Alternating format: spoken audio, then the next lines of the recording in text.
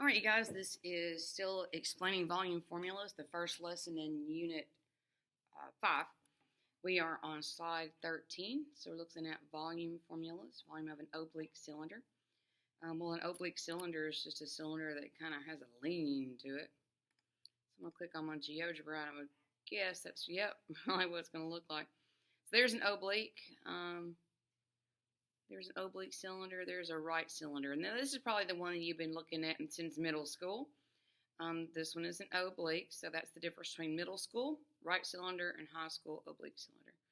Volume didn't change, though. Volume is volume. Formula is still the same. All right, so let's see. Question number 1. Think about the volume of the stack. Oh, okay, let me read this first. You will perform a simple experiment to examine how the volume of a three-dimensional object changes if you slant its vertical axis. You can perform this activity using a stack of identical coins, CDs, or any available set of identical disc objects. If you cannot locate a set of disc-shaped objects, go to and do the simulation. Okay. All right. So think about the volume of the stack. By definition, what is the volume of the stack equal to? Express your answer in words instead of numbers. Okay, so visual people. So if I drag this over and I try not to change the height, then it doesn't change. The height is still the height. Is still the height. If I move it over and it's still got the same height, it doesn't change. If I move this over, the radius isn't going to change either. The radius is the radius because the circle just moves positions. It doesn't change anything. Okay, so here are the coins. All right, so I can't click or drag this, but I mean, it's not going to change. The coins don't change. The height of the coins don't change. The coin is a coin. So to answer the question, to be honest with you, the volume of the stack is equal to the total space of the discs. I mean, the volume's not going to change if it's oblique or if it's a right.